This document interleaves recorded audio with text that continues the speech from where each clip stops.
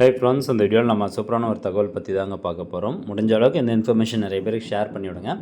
அதாவது பட்டா transfer history, பட்டா மாறுதல் விவரங்களை எப்படி நீங்கள் ஆன்லைன் மூலமாக செக் பண்ணி பார்க்குறது, டவுன்லோட் பண்ணி பார்க்குறது அப்படிங்கிற இன்ஃபர்மேஷன் தான். அதாவது கடந்த 4/3/2026 மார்ச் 4ஆம் தேதி அன்றைக்கி ஒரு செய்தி ஒன்று வெளியிடுறாங்க. செய்தி வெளியீடு எண் 575. வருவாய் மற்றும் பேரிடர் மேலாண்மைத்துறை அமைச்சர் திரு KKSSR ராமச்சந்திரன் அவர்கள் 2 புதிய ஆன்லைன் சேவைகள் அறிமுகப்படுத்தி வச்சார். ஒன்று, ஒருங்கிணைந்த நில ஆவணம். இந்த ஒருங்கிணைந்த நில ஆவணம் அப்படிங்கிறது என்ன அப்படின்னு ஏற்கனவே நம்ம சேனலில் வீடியோ போட்டிருக்கோம். எப்படி டவுன்லோட் பண்ணுறது அப்படிங்கிறதும் போட்டிருக்கோம். அந்த வீடியோக்கான லிங்க் டிஸ்கிரிப்ஷனில் இருக்குது, தேவைப்படுறேன் கிளிக் பண்ணி பார்த்துக்கோங்க. சிம்பிளாக சொல்லணும் அப்படின்னா, ஒருங்கிணைந்த நில ஆவணம் அப்படின்னா நம்மளுடைய பட்டா, சிட்டா, FMB மேப்பு, பதிவேடு, இந்த விவரங்கள் எல்லாமே உங்களுக்கு ஒரே ஷீட்டில் ஒன் பேஜ் ஸ்டேட்மெண்ட் மாதிரி உங்களுக்கு ஒரே பேஜில் கிடச்சிரும். அதுதான் ஒருங்கிணைந்த நில ஆவணம். இப்போ தனித்தனியாக இப்போ பட்டாக்கு தனியாக போய்ட்டு லாகின் பண்ணி நம்ம டவுன்லோட் பண்ணணும். அதே மாதிரி FMB மேப்புக்கு தனியாக லாகின் பண்ணி டவுன்லோட் பண்ணணும். சிட்டா மீன்ஸ் பதிவேடுக்கு தனியாக லாகின் பண்ணி டவுன்லோட் பண்ணணும். ஸோ இந்த மாதிரி நிறையா டவுன்லோட் ஒவ்வொரு ஆப்ஷனுக்குள்ளே போயிட்டு பண்ணுற மாதிரி இருந்துச்சு. அதை தான் இப்போ இன்டகிரேட்டட் லேண்ட் ரெக்கார்டு அப்படிங்கிற மாதிரி கொண்டு ஒரே ஆப்ஷனில் டவுன்லோட் பண்ணிக்கிறதா சொல்லியிருந்தாங்க. ரெண்டாவது ஆன்லைன் சர்வீஸ் என்ன அப்படின்னு பார்த்தீங்கன்னா, பட்டா மாறுதல் விவரங்களின் அறிக்கை நீங்கள் ஆன்லைன் மூலமாக பார்த்துக்கலாம் அப்படின்னு சொல்லி இந்த ரெண்டாவது ஒரு அப்டேட்டை சொல்லியிருந்தாங்க. அதாவது முந்தைய பட்டா மாறுதல் விவரங்கள் அப்படிங்கிற அடிப்படையில் என்ன சொல்ல வராங்கன்னா, இப்போ போலியான பட்டாக்கள்லாம் நிறையா தயாரிச்சிருப்பாங்க. ஆனால் நீங்கள் வில்லங்கம் போட்டு பார்க்கும்போது அது உங்களுக்கு வந்திருக்காது. அதே மாதிரி பத்திரப்பதிவு இல்லாமையே பட்டா ஒருத்தர் பேரில் இருக்கிறது இன்னொருத்தர் பேர் போலியாக மாற்றுறது, இந்த பிரச்சனைகள் எல்லாம் இனிமேல் இருக்காது. ஏன் அப்படின்னா, நீங்கள் உங்களுடைய சொத்தினுடைய பட்டா மாறுதல் விவரங்களை சுலபமாக பார்க்கலாம். அதுவும் பர்டிகுலராக எத்தனை வருஷத்துக்கு நீங்கள் பார்க்கணுமோ அத்தனை வருஷத்துக்கு நீங்கள் பார்த்துக்கலாம். அதுக்கான கட்டணம் இருக்குது. கட்டணம் இல்லாமல் நீங்கள் இந்த பட்டா மாறுதல் விவரங்கள் அறிக்கையை டவுன்லோட் பண்ண முடியாது.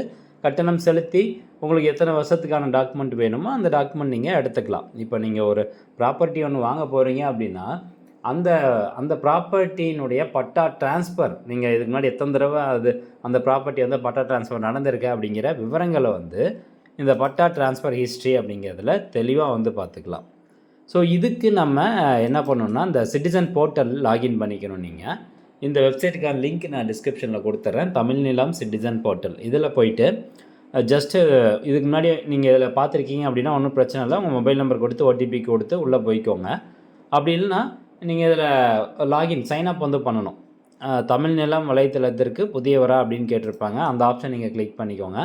அதை கிளிக் பண்ணிட்டு இதில் பேசிக்கான இன்ஃபர்மேஷன் தான் கேட்பாங்க. உங்களுடைய பெயர், இமெயில் ஐடி, மொபைல் நம்பரு இது கொடுத்துட்டு தொடர்க கொடுத்தோன்னே OTP வரும். OTP வெரிஃபிகேஷன் பண்ணி முடித்தோடனே உங்களுடைய அட்ரஸ் கேட்பாங்க. ஸோ இவ்வளோ தான் நீங்கள் கொடுக்க வேண்டியது. கொடுத்துட்டிங்கன்னா லாகின் கிரியேட் ஆகிரும். ஸோ எகெயின் இந்த லாகின் பேஜுக்குள்ளே போயிட்டு உங்களுடைய மொபைல் நம்பர் மட்டும் கொடுத்தீங்கன்னா OTP வரும். OTP வச்சு லாகின் பண்ணிக்கோங்க. லாகின் பண்ணோன்னா உங்களுக்கான ஹோம் பேஜ் உங்களுக்கு இந்த மாதிரி தான் இருக்கும். இப்போ பார்த்தீங்கன்னா மனுதாரரின் விவரங்கள் அப்படின்னு போட்டு என்னுடைய விவரங்கள் இருக்குது. நான் கொடுத்த மொபைல் நம்பரு, மெயில் ஐடி இருக்குது. இப்போ இதில் விண்ணப்பிக்க அப்படிங்கிற ஆப்ஷனில் பார்த்தீங்கன்னா கீழே அப்படியே ஸ்க்ரோல் டவுன் பண்ணிட்டாங்க. இப்போ அதில் 5 ஆப்ஷன் இருக்குது. உட்பிரிவற்ற பட்டா மாற்றம், உட்பிரிவுடன் பட்டா மாற்றம், புலை எல்லை அளந்து காண்பிப்பது சம்மந்தமான மனு, அதே மாதிரி புலை எல்லை மேல்முறையீடு மனு. கீழே பாருங்கள் 5ஆவதாக இப்போ அந்த ஆப்ஷனை இன்ட்ரொடியூஸ் பண்ணிட்டாங்க. முந்தைய பட்டா மாறுதல் விவரங்கள் அப்படிங்கிற ஒரு ஆப்ஷன் இருக்குது. இந்த ஆப்ஷன் நீங்கள் கிளிக் பண்ணிக்கணும். இதை கிளிக் பண்ணோன்னா அடுத்து எந்த மாதிரியான டீட்டெயில்ஸ்லாம் இதில் கேட்குது அப்படிங்கிறத நம்ம ஒன் பை ஒன்னாக பார்க்கலாம். ஜஸ்ட் ஒரு 2 மினிட்ஸ் வெயிட் பண்ணிங்கன்னா உங்களுக்கு இது பேஜ் ஓப்பன் ஆயிரும். ஓகே, இப்போ ஓப்பன் ஆயிடுச்சு. இதில் இந்த ஹிஸ்ட்ரி ஆஃப் பட்டா ட்ரான்ஸ்ஃபர் பொறுத்த வரைக்கும் அப்ளிகேஷனுக்கான ஃபீஸ் எவ்வளோ அப்படின்னு பார்த்தீங்கன்னா 60 ரூபா. ஹிஸ்ட்ரி ஃபீஸ் ஒரு வருஷத்துக்கு நம்ம 50 ரூபா செலுத்துகிற மாதிரி இருக்குது.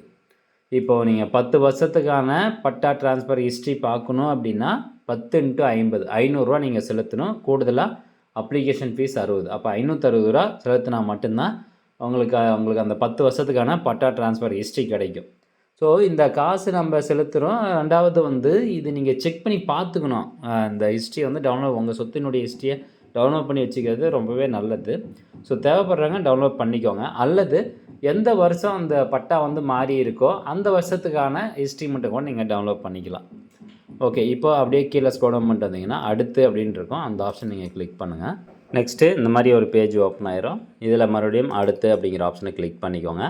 இப்போ அந்த நிலத்தினுடைய விவரங்கள் வந்து கேட்குறாங்க. ஸோ இதில் ஃபஸ்ட்டு செலக்ட் பண்ணிட்டு அந்த நிலம் இருக்கக்கூடிய மாவட்டம் செலக்ட் பண்ணிக்கோங்க. அடுத்தபடியாக வட்டம் செலக்ட் பண்ணுங்கள். தென் நெக்ஸ்ட்டு கிராமம் செலக்ட் பண்ணுங்கள். இப்போது இதெல்லாம் செலக்ட் பண்ண உடனே செயல் அப்படின்ட்டு இருக்கும். செயல் அப்படிங்கிறதுல அந்த சேவ் ஐக்கான் வந்து கிளிக் பண்ணியிருக்கேன். உங்களுக்கு இந்த மாதிரி மாறிடும். நெக்ஸ்ட்டு அடுத்து அப்படிங்கிற ஆப்ஷனை கிளிக் பண்ணணும். ஓகே, இப்போது சர்வே நம்பர் புல எண் சர்வே நம்பரை கிளிக் பண்ண உடனே உட்பிரிவு எண் வந்துடும். எந்த உட்பிரிவு எண்ணுக்கு அகெயின்ஸ்டாக நீங்கள் வந்து டவுன்லோட் பண்ண நினைக்கிறீங்களோ அந்த உட்பிரிவு எண் செலக்ட் பண்ணிக்கோங்க. தென் நெக்ஸ்ட்டு தொடக்க தேதி அப்படின்னு இருக்குது பார்த்தீங்களா. ஸோ இதில் போய்ட்டு எந்த வருஷத்துலேருந்து உங்களுக்கு எந்த வருஷம் வேணுமோ அந்த இயரை வந்துட்டு நீங்கள் செலக்ட் பண்ணுங்கள். நான் வந்து 2020 2023க்கு வந்து நான் கொடுக்குறேன். ஓகே, கொடுத்ததுக்கப்புறமா செயல் அப்படிங்கிறதுல போய்ட்டு சேவ் ஐக்கான் கிளிக் பண்ணுங்கள். இந்த டேட்டாவும் சேவ் ஆயிரும். இப்போ ஆண்டுகளின் எண்ணிக்கை நாள் வந்துருச்சு, தொகை ₹200 அப்படின்னு வந்துருச்சு. நீங்கள் ₹200 செலுத்துகிற மாதிரி இருக்கும். நெக்ஸ்ட்டு சமர்ப்பிக்கவும் அப்படிங்கிற ஆப்ஷனை கிளிக் பண்ணுங்கள். ஓகே, இப்போ பார்த்தீங்கன்னா இந்த மாதிரி பரிவர்த்தனை விவரம் டிரான்சாக்ஷன் நம்பர் வந்துருச்சு. மனுதாரர் பெயர், மொபைல் நம்பரு, எவ்வளோ அமௌண்ட் செலுத்தணும் ₹260. இப்போ நீங்கள் ஒரு வருஷத்துக்கு வேணுன்னா ஒரு வருஷத்துக்கு கூட நீங்கள் பார்த்துக்கலாம். இப்போ கீழே ஒரு டிக்ளரேஷன் இருக்கும். நான் விதிமுறைகள் மற்றும் நிபந்தனைகளை படித்தேன் அப்படின்னு இருக்கும். அந்த பாக்ஸை கிளிக் பண்ணோன்னே உங்களுக்கு விதிமுறைகள் மற்றும் நிபந்தனைகள் இருக்கும். இது வந்து பேமெண்ட் டிரான்சாக்ஷன் பண்ணுறோம் இல்லைங்களா. ஸோ அதனுடைய விதிமுறைகள் தான். நீங்கள் படிக்கிறதுனா படித்து பார்த்துக்கலாம். அப்படி இல்லைனா ஏற்றுக்கொள்கிறேன் அப்படிங்கிறத செலக்ட் பண்ணிட்டு பணம் செலுத்த அப்படின்னு இருக்கும். ஜஸ்ட்டு இந்த ஆப்ஷன் நீங்கள் கிளிக் பண்ணிக்கோங்க. இது கிளிக் பண்ணோன்னே நெக்ஸ்ட்டு பேமெண்ட் பேஜுக்குள்ளே உங்களை கூட்டிகிட்டு போயிடும். இப்போ ஐசிஐசிஐ தான் வந்து பேமெண்ட் பேஜுக்குள்ளே கூப்பிட்டு போவோம். அதில் பார்த்தீங்கன்னா எந்த மாதிரியான ஆப்ஷன்லாம் இருக்குன்னா credit card, debit card, net banking, அது மட்டும் இல்லாமல் யூபிஐ, இந்த மாதிரி 3 வகையான ஆப்ஷன்ஸ் இருக்கும். நீங்கள் எதில் வேணாலும் போய் பேமெண்ட் வந்து பண்ணிக்கலாம். ஒன்ஸ் இப்போ நீங்கள் வந்து யூபிஐ மூலமாக பேமெண்ட் பண்ணுறீங்கன்னா அந்த யூபிஐ வந்து செலக்ட் பண்ணிவிட்டு பே நவ் அப்படிங்கிறத வந்து கிளிக் பண்ணணும். அது கிளிக் பண்ணோன்னே நெக்ஸ்ட்டு பேமெண்ட் பேஜுக்குள்ளே கூட்டிகிட்டு போவோம். நீங்கள் பேமெண்ட் பண்ணிட்டீங்க அப்படின்னா அடுத்தபடியாக இந்த மாதிரி ஒரு பேஜ் ஓப்பன் ஆயிரும். பேமெண்ட் சக்ஸஸ் ஆனோடனே உங்களுடைய பெயர், அப்ளிகேஷன் நம்பர் இருக்கும். அது கீழே வந்து பாருங்கள் ஒப்புகை சீட்டு அச்சிடுக அப்படின்னு இருக்கும். ஜஸ்ட்டு நீங்கள் அந்த ஆப்ஷன் நீங்கள் கிளிக் பண்ணிங்கன்னா ஒப்புகை சீட்டு உங்களுக்கு ஆட்டோமேட்டிக்காக டவுன்லோட் ஆயிரும். அந்த டவுன்லோட் ஆன ஒப்புகை சீட்டை கிளிக் பண்ணோம்னா உங்களுக்கு இந்த மாதிரி தான் இருக்கும். ஸோ இதுதான் வந்து ஒப்புகை சீட்டு. இதில் உங்களுடைய பெயர், தந்தையின் பெயர், அட்ரஸ் இதெல்லாம் கொடுத்துருப்பாங்க. மனு தொடர்பான விவரம் கொடுத்துருப்பாங்க. சொத்து தொடர்பான விவரம் கொடுத்துருப்பாங்க. எந்த பட்டா எண்ணுக்கு, எந்த புல எண்ணுக்கு அகேன்ஸ்டாக நீங்கள் இந்த ரிக்வஸ்ட் வந்து கொடுத்துருக்கீங்க, மனு வந்து கொடுத்துருக்கீங்க அப்படிங்கிறதுக்கான விவரங்கள் வந்து கொடுக்கப்பட்டிருக்கும். இது வந்து பட்டா ட்ரான்ஸ்ஃபர் ஹிஸ்ட்ரி கிடையாது. இது வந்து ஒரு விவரங்கள்.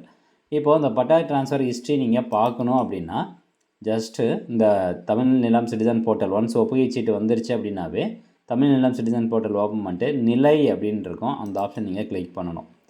அந்த நிலை அப்படிங்கிறத கிளிக் பண்ணோன்னே ஒரு 30 செகண்ட்ஸ் வெயிட் பண்ணுங்கள். நெக்ஸ்ட் பேஜுக்குள்ளே போகும்.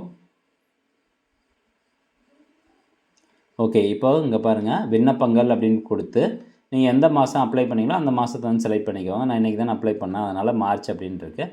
விண்ணப்பங்களை பார்க்க அப்படிங்கிற ஆப்ஷனை கிளிக் பண்ணுங்கள்.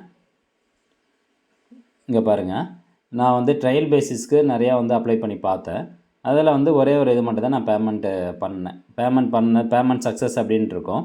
இந்த விண்ணப்ப எண்ணுக்கு கீழே பேமெண்ட் சக்ஸஸ் ஆகிடுச்சுன்னா மட்டும்தான் அப்ளிகேஷன் நம்பர் ஜென்ரேட் ஆகும். இந்த அப்ளிகேஷன் நம்பரை கிளிக் பண்ணிங்கனாவே போதும், உங்களுக்கு ஆட்டோமேட்டிக்காக அந்த பட்டா ட்ரான்ஸ்ஃபர் ஹிஸ்ட்ரி வந்து ஓப்பன் ஆயிரும். நீங்கள் என்ன ரிக்வஸ்ட் கொடுத்தீங்களோ அந்த வருஷத்துக்கான பட்டா ட்ரான்ஸ்ஃபர் ஹிஸ்ட்ரி வந்துருச்சு. இதில் எந்த மாதிரி விவரங்கள் வந்து கொடுத்துருக்காங்க அப்படின்னு ஒன் பை ஒன்னாக பார்க்கலாம். ஸோ ஃபஸ்ட் எடுத்தோன்னே தலைப்பில் முந்தைய பட்டா மாறுதல் விவரங்கள் அப்படின்ட்டு இருக்கும். நீங்கள் தேடுதல் காலம் எந்த வருஷத்துக்கு எந்த வருஷம் கொடுத்தீங்களோ அது கொடுத்துருப்பாங்க. அப்புறம் மாவட்டம், வட்டம், கிராமம் இதெல்லாம் வந்து கொடுத்துருக்காங்க.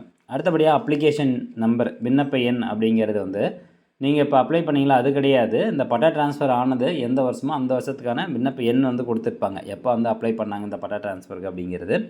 அப்புறம் அங்கீகார விவரங்கள் வந்து கொடுத்துருப்பாங்க. யார் வந்து அந்த பட்டா ட்ரான்ஸ்ஃபரை அப்ரூவ் பண்ணியிருக்காங்க, எந்த தேதியில் அப்ரூவ் பண்ணியிருக்காங்க.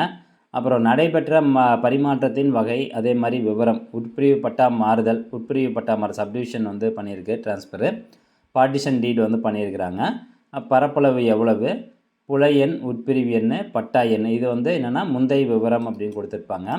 அப்புறம் இதில் முந்தைய விவரத்தில் முந்தைய பட்டாவில் இருக்கக்கூடிய நில உரிமையாளர்கள்லாம் யார் யார், இதிலிருந்து யார் யாருக்கு வந்து மாறுது, தற்போதைய விவரம் அப்படிங்கிறது இப்போ சப்டிவிஷன் பண்ணதுக்கப்புறமா அவங்களுடைய சர்வே நம்பர் என்ன, சப்டிவிஷன் நம்பர் என்ன, பட்டா நம்பர் என்ன, நில உரிமையாளர் பெயர் என்ன, இந்த மாதிரி வந்து ஒரு ட்ரான்ஸ்ஃபர் ஹிஸ்ட்ரி பார்த்திங்கன்னா நீங்கள் ஈஸியாக வந்து ஆன்லைன் மூலமாக பார்க்க முடியுது. இதில் ஏதாவது தவறுதலாகவோ அல்லது போலியாகவோ பட்டா ரெடி பண்ணியிருந்தாங்க அப்படின்னாலும் நீங்கள் இதன் மூலமாக வந்து வெரிஃபை பண்ணி பார்த்துக்கலாம். ஓகே ஃப்ரெண்ட்ஸ், கண்டிப்பாக அந்த தகவல் உங்களுக்கு பயனுள்ளதாக இருக்கும் அப்படின்னு நினைக்கிறேன். மீண்டும் அடுத்த ஒரு நல்ல பதிவில் சந்திக்கலாம். நன்றி, வணக்கம்.